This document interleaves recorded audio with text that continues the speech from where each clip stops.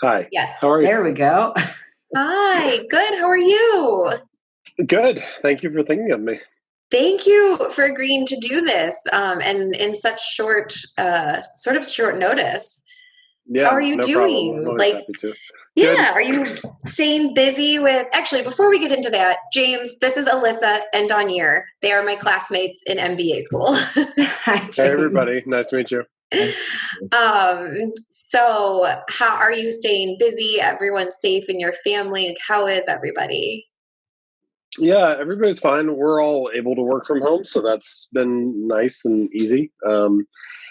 Christy, my wife, is usually at Denison working there, but now she's working from the kitchen table, so that's been a little bit different. But yeah, I mean, overall, we've had it very easy, so Good. it's been good. And honestly, in some ways, I needed to slow down, and I wouldn't have done it like this or to this degree if I hadn't been forced. So it's probably good in a lot of ways. Yeah, I think that seems to be a common theme. Everyone seems to be grasping onto the joys of slowing down these days. Yeah. Um, yeah. Except for you or a godson who's on the move quite a bit these days, like knocking things over and eating out of the cabinet when he's not supposed to. I love it. I love it. This is exactly how I want to raise him. That's what I figured. All right. Well, I know we've got 30 minutes. I want to be respectful of your time. So to give you a little bit of, I think I gave you a little bit of background when I texted you, but this is part of our summer course, which is focused on, and Alyssa, on your jump in if I incorrectly describe our summer experience. But it's been a lot of personal development, a lot of self-reflection, creating career statements, vision statements, a lot of focus on leadership. So this project is sort of the culmination of everything that we've learned. And we get to take a deep dive into a couple of topics that our group, which you're looking at about half of right here, finds interesting. So we honed in on self-management, leadership, habits. We spent a whole class talking about habits, which is where you popped into my head, and the habits of good leaders. Alyssa, down here, did I capture that correctly? I feel like you did a lovely job. Great. Good overview. So we wanted to talk today with you about your work in habits and the work that you do, what you've seen with leaders, all of the corporate leaders you've worked with and athletes, sports teams, that sort of thing. So we've got about 8 to 10 questions. We might not get to all of them depending on how lengthy your answers are. But that's really the background, the gist of it. I think you're the subject matter expert, so I don't think you'll have a hard time with our questions. But do you have any questions for us? Sounds great. I'm ready to roll. Right. Cool. Melissa, I'll pass it to you. All right. So we wanted to kind of kick things off with the basics of how do you identify your own habits, good or bad, and decide which habits are your priorities. Yeah. It's a deeper question than you might think on the surface. There's some debate amongst experts and different people, like what is a good habit or a bad habit? Is there such a thing as a bad habit? Like why do we stick to habits if they're bad for us? And I think what people are usually trying to get at with that is that all habits serve you in some way.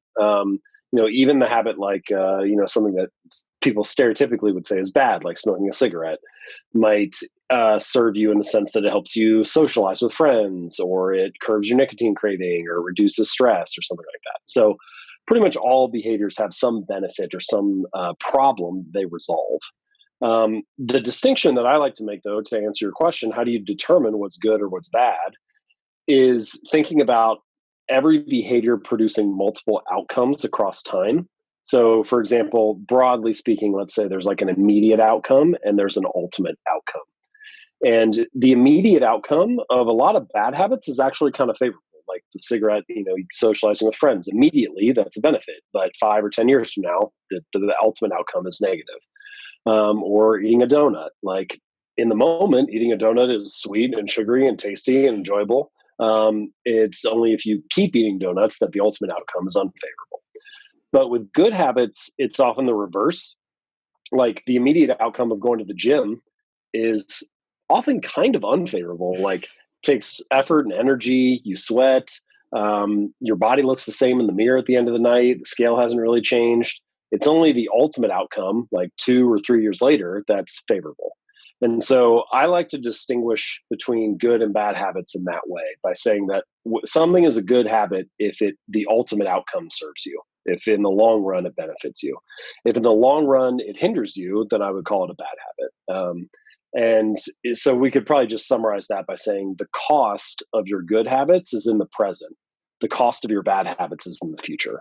And so that's one way that I like to distinguish between the two. And as much as possible for my own habits, my own life, I'm trying to invest in behaviors and actions that are going to continue to pay off for me in the long run, that are going to benefit my future self more than they're benefiting my current self. Awesome. So kind of going off of that, do you typically look at, your good or favorable habits and then establish goals based on your strengths and your habits? Or do you set a larger goal for yourself and then say, okay, well, I need to establish XYZ habits in order to reach that? Yeah, that's a good question. I mean, anybody who's familiar with like common goal setting stuff, you'll hear all kinds of frameworks that essentially are like start with a big vision, start with a goal, and then you come up with a plan for achieving that goal. And that's fine. It's usually like, I want to lose 30 pounds. And if I'm going to lose 30 pounds, then I should go to the gym 4 days a week and I should follow this diet and whatever. But usually the conversation stops there. And I think there is actually a layer deeper, which I would say, like, if the first level is your goal or your outcome, and the second level is your plan or like your actions, the third level, the kind of core of the onion, if we're peeling back the layers, is your identity. And we could call that other things. We'd call it like values or principles. But usually the assumption is, I want to achieve this goal. I'll follow this plan. And if I do, then I'll end up being the person I want to be. It's kind of the implicit statement there. But my argument is it's actually better to reverse that. Let's start with the identity that you want to have, the type of person you want to become, and then let that lead the way for what you do and what outcomes come as a result. So, as an example, we could say something like, who is the type of person that could lose 30 pounds? Well, maybe it's the type of person who doesn't miss workouts. And so that's actually the identity that you're trying to build, the identity of an athlete, or the identity of someone who's consistent, or the identity of someone who is reliable. And by focusing on that, this is a concept in Atomic Habits. I refer to it as identity-based habits. So you're basing the habit around the identity. And then you let the behaviors build and reinforce that being that kind of person. And then the results just come as a side effect of showing up and reinforcing that identity every day. So I think the way that I try to connect all this together is just with a simple statement, which is every action you take is like a vote for the type of person you want to become. And so, no, doing one push-up does not transform your body, but it does cast a vote for, I'm the type of person who doesn't miss workouts. And no, writing one sentence does not finish the novel, but it does cast a vote for, I'm a writer. And ultimately, that's what you're really trying to achieve. Like, the real goal isn't to like run a marathon, it's to become a runner, right? The goal isn't to read a book, it's to become a reader. And so the more that you take actions that reinforce that desired identity, the more you're kind of working toward that long-term vision of adopting that view of yourself. Like once you start to assign an identity to yourself, like I'm a meditator, or I'm a runner, or I'm a writer, you're not even really fighting that hard to stick to the habit anymore. You're just sort of doing the thing that you see yourself being. You're like, no, I go for a run because that's what I do. I'm a runner. And I think the best way to do that is to use small habits to kind of reinforce that identity. So you could call that a goal if you want, but I usually say, goals are sort of results are sort of a separate thing. And instead, let's focus on the identity that we want to build that will carry us toward those results. Very cool. Coincidentally, you chose all of my habits. Like, I'm a runner, I'm a reader, I'd like to be a writer. So just fits right in with my personal identity. Nice. Perfect. So as you continue to manage yourself through your daily habits, what advice do you have for people that overcome or that come across challenges that they need to overcome? And, it's really easy to maybe drop new habits, but you want to push through that challenge. Yeah. Well, from a real big picture view, there's kind of two main challenges. One is getting started, and the other one is sticking with it and kind of maintaining consistency. Um, to a certain degree, you can solve both challenges with the same strategies, but there are also things that are unique to both. The real first step to take is to follow what I call the 2-minute rule. But the basic idea is you want to scale your habit down, make it as easy as possible to do. So the 2-minute rule says take whatever habit you're trying to build and scale it down to something that you can do in 2 minutes or less. So, do yoga 4 days a week becomes take out my yoga mat, or read 30 books a year becomes read one page. And sometimes people resist that when I'd say that, because they're like, okay, I know the real goal isn't just to take my yoga mat out, right? I know I actually want to do the workout. So this is some kind of mental trick. Like, why would I fall for it, basically? And, I get where people are coming from, but I had this reader. His name is Mitch. I mentioned him in Atomic Habits. He's lost over 100 pounds, kept it off for, I think, over a decade now. But in the beginning, when he was starting to go to the gym for the first 4 to 6 weeks, he had this rule where he wasn't allowed to stay for longer than 5 minutes. So he'd get in the car, drive to the gym, get out, do half an exercise, get back in the car, drive home. And it sounds ridiculous, right? You're like, this is not going to get the guy the results that he wants. But if you take a step back, what you realize is he was mastering the art of showing up. He was becoming the type of person that went to the gym 4 days a week, even if it was only for 5 minutes. And I think that's kind of the core lesson about getting started with habits, which is a habit must be established before it can be improved. But you have to make it the standard in your life before you can worry about optimizing or expanding it into something more. So that's kind of my first suggestion, is use the 2-minute rule or whatever you want to use to scale your habit down, make it easy. And then my second suggestion that'll help you get started. But for the second problem of sticking with it, there are a variety of things you can do for this, but one common one is using a habit tracker, where you sort of each day that you do your habit, you just put an X on the calendar. You try to kind of build up that streak of, don't break the chain of 5 or 6 or 7 or 8 days in a row. But the little caveat that I like to add to that is, and this is a mantra I try to keep in mind, which is never miss twice. So, for whatever reason, we get very all or nothing with our habits. It's kind of like, well, if I can't do the diet perfectly, why bother? Or, if I can't run 4 days a week, well, why would I even bother running 1 day a week? Like, that's not going to help anything. And we do this kind of thing a lot. But never miss twice encourages you to say, okay, I wish I hadn't binge ate the pizza, but never miss twice. So let me make sure the next meal is a healthy one. And I use that as a writer. I mean, for the first 3 years that I was working on jamesclear.com, I wrote a new article every Monday and Thursday.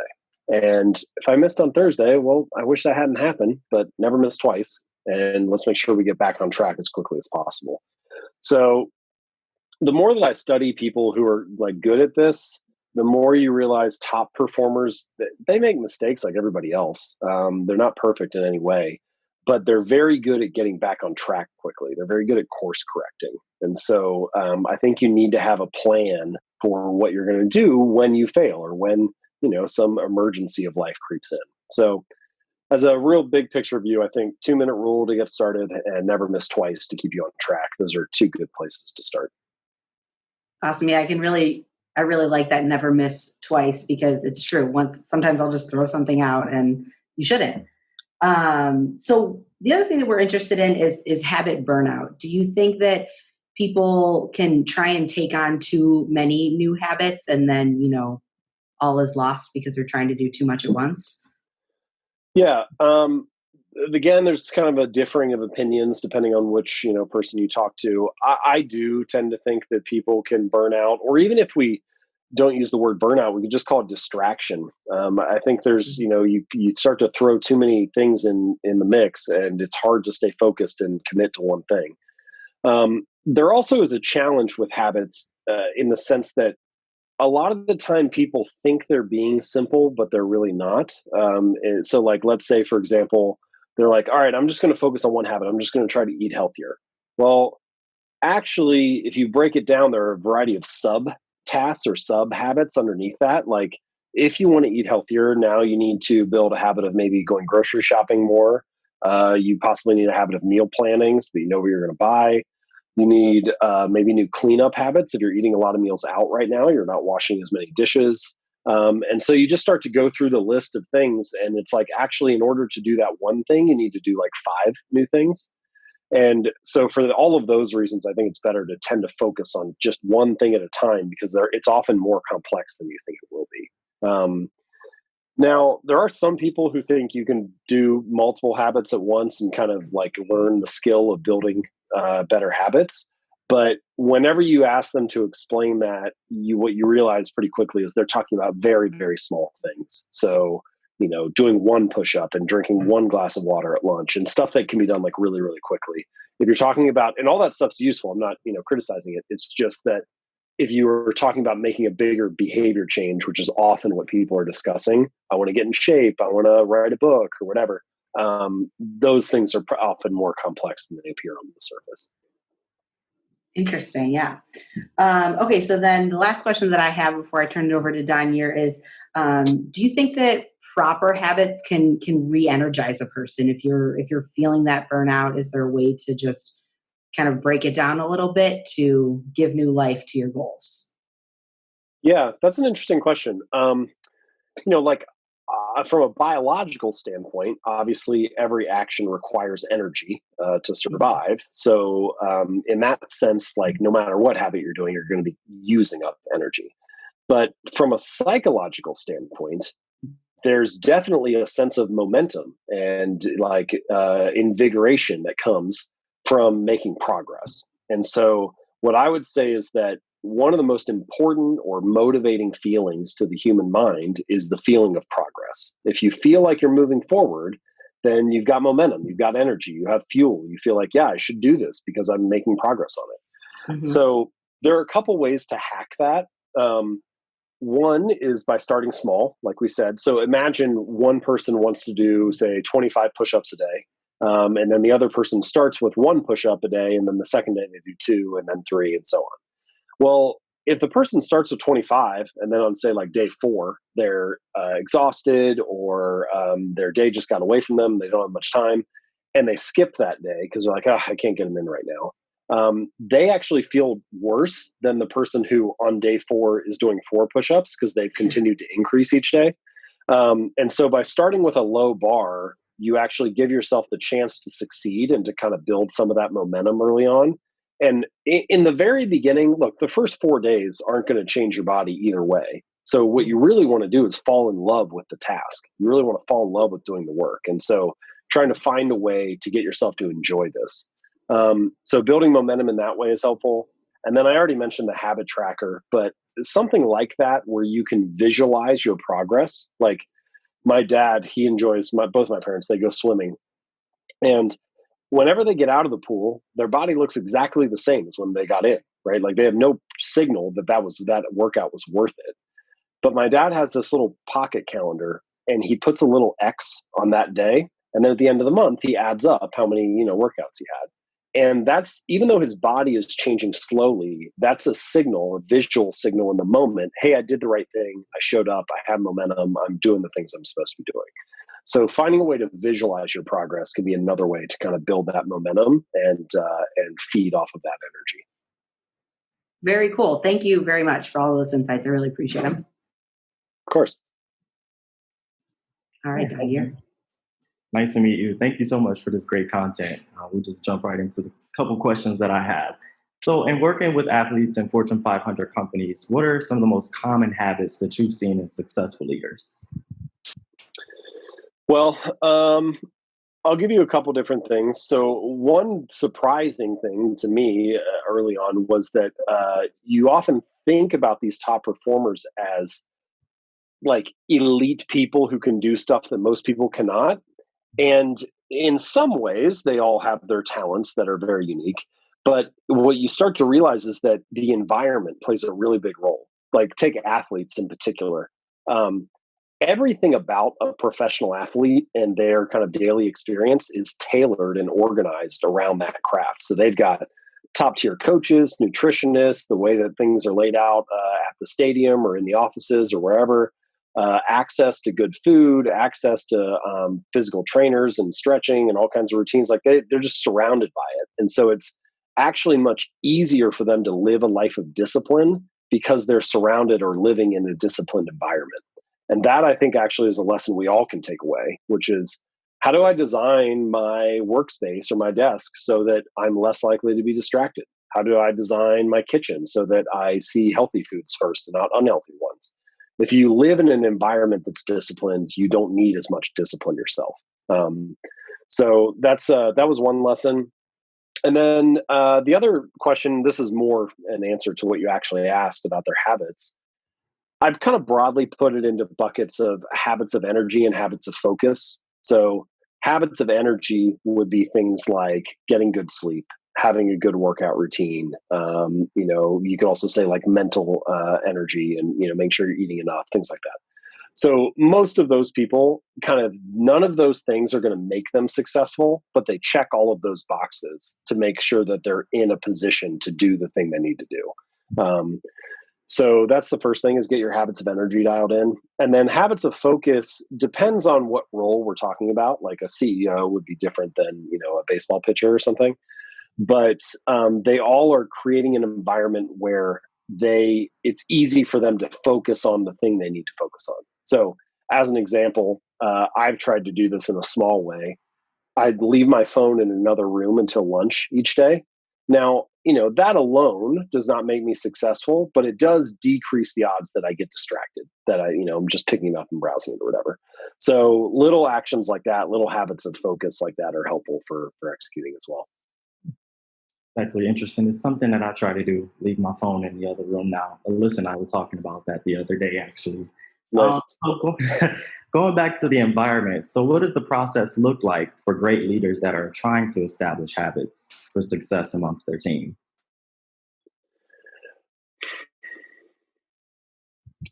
So usually when you're talking about a team aspects, this is an interesting insight that I have realized it's more important since I finished the book than when I was writing it.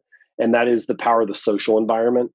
So, for individuals, we all are part of multiple tribes, right? So like you might be a member of many different groups. One could be the school that you go in, so the class that you all are in, right? Like that's a tribe, and there's a certain set of norms for how to act and, how to raise your hand, how to contribute and what you're expected to do and all that kind of stuff. Then you got like maybe the neighbors on your street or the people who live in your building or things like that. That's a group of people who have a set of shared norms. And all teams have that. And so the question for a lot of teams, people talk about things, this is especially prevalent in business school. People talk about culture change all the time. Like what is the culture of the organization? How do we shift it? Blah, blah, blah. The true culture of any organization is the shared habits of that group. If it's not a habit, it's not actually part of your culture. It's just like a slogan that you came up with at a team retreat one time, or some message that's on the wall, or the mission statement that you wrote. If it's not a habit, it's just like a good idea. It's just something you talked about. And so for most of you asked about like what is the environment for these people trying to get behavior change going. The environment is we currently have a set of social norms, and we're trying to move toward a new set. And there are a couple different ways you can do that, but it's not easy. And that's why culture change is so hard, because there's kind of this like gravity. It's like a weight of the expectations of other people that gets you to perform the same behavior over and over again. Like, I'll give you an example outside of business. Say you move into a new house and you look across the street and your neighbor's mowing their lawn and like trimming their hedges and stuff. And you're like, oh, I need to like mow the lawn. And you stick with that habit for the next 30 years or however long you live in the house, partially because it feels good to have a clean lawn, but like mostly because you don't want to be judged by the other people in the neighborhood for like letting your yard get out of control.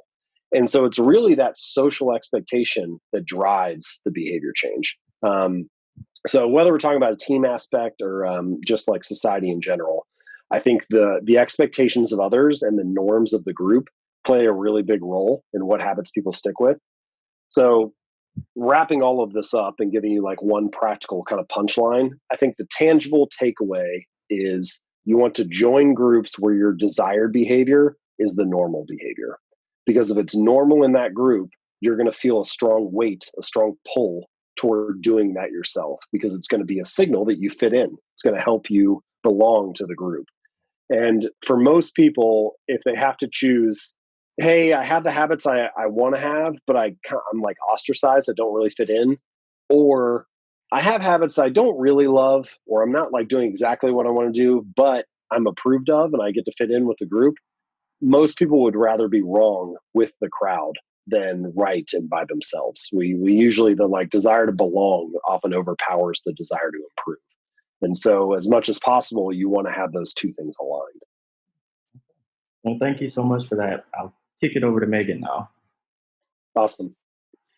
James, I want to first ask, do you have a hard stop at 3 o'clock?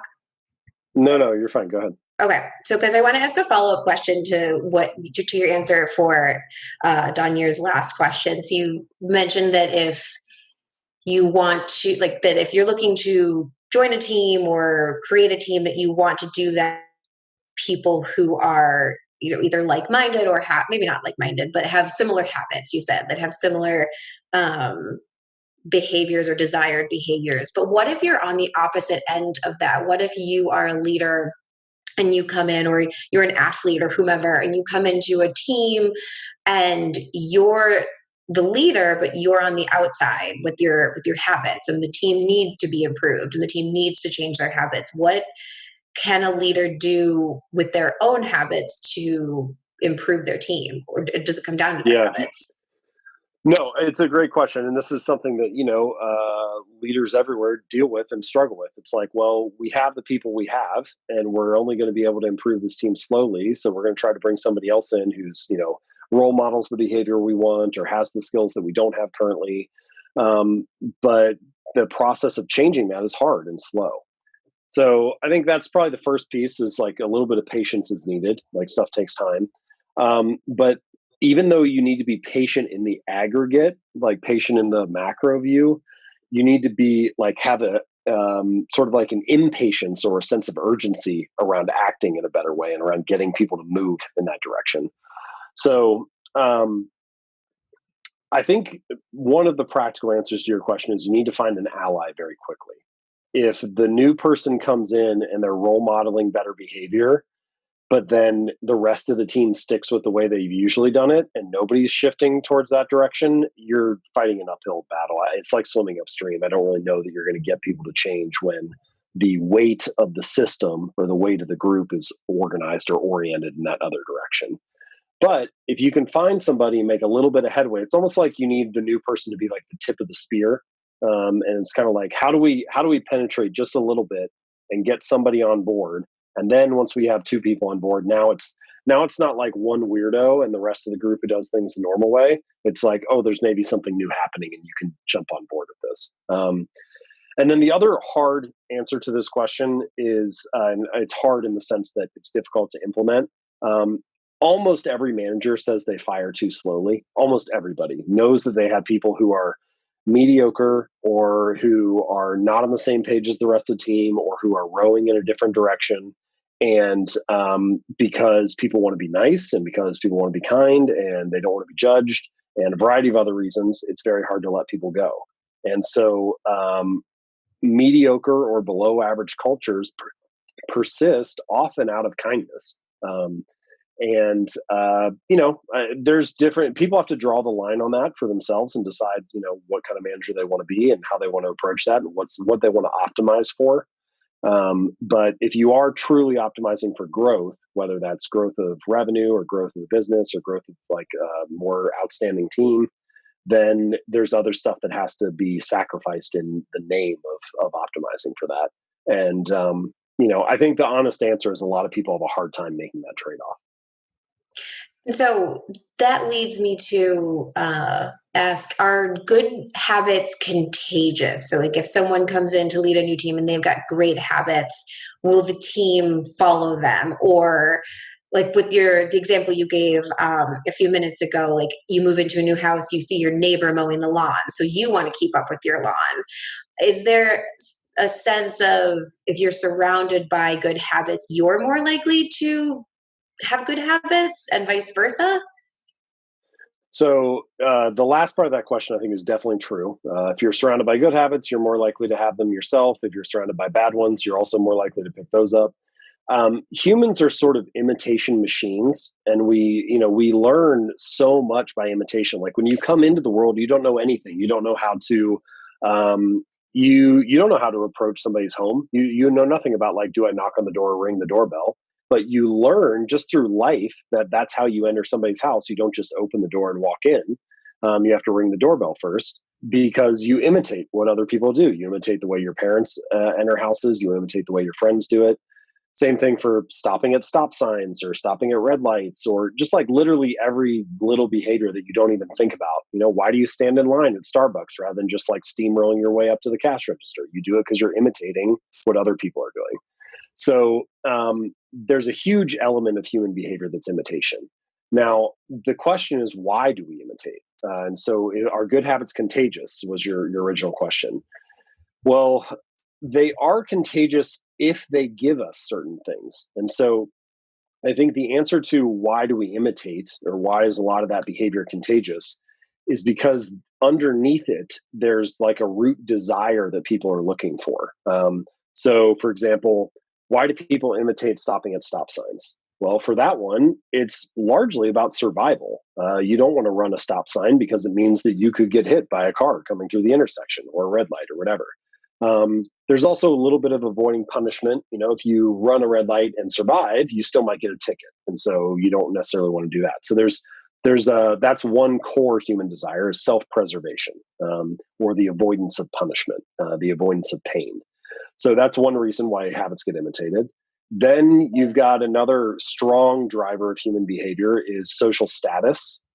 So why do people mow their lawns? The example we gave a few minutes ago. Partially because they want to stay high status in the neighborhood. They don't want to have like a terrible lawn, because then they'd be judged in some way by their neighbors negatively.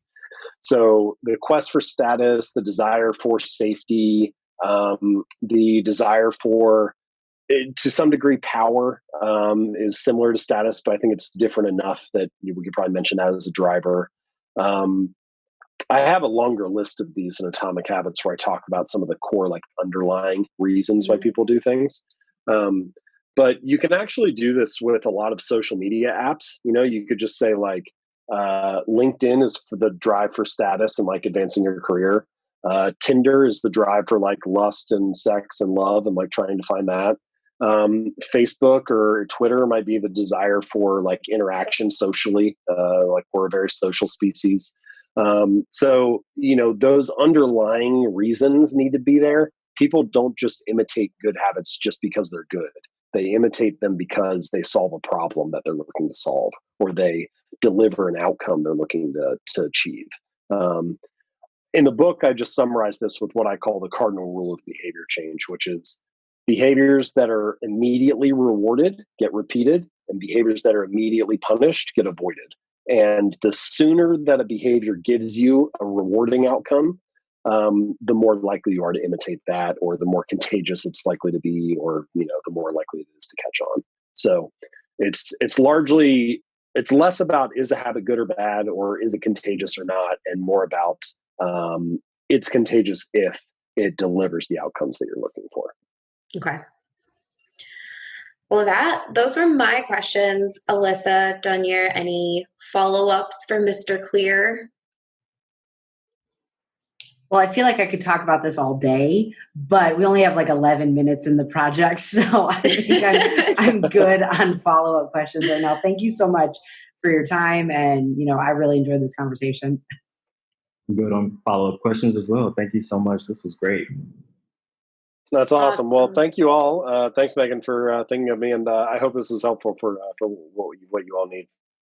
I think you hit on just about like every single thing we were hoping you would, in a lot of better ways than we had imagined. So we have a team member who's going to do all like the cutting and splicing for us, and the other half is going to like break down this conversation in a like separate podcast style. So our work, you made our job easy, which is the best part of doing interviews like this. So thank you. I love it. All right. Well, happy to help. Good luck with the project, and send my best to your family, Megan.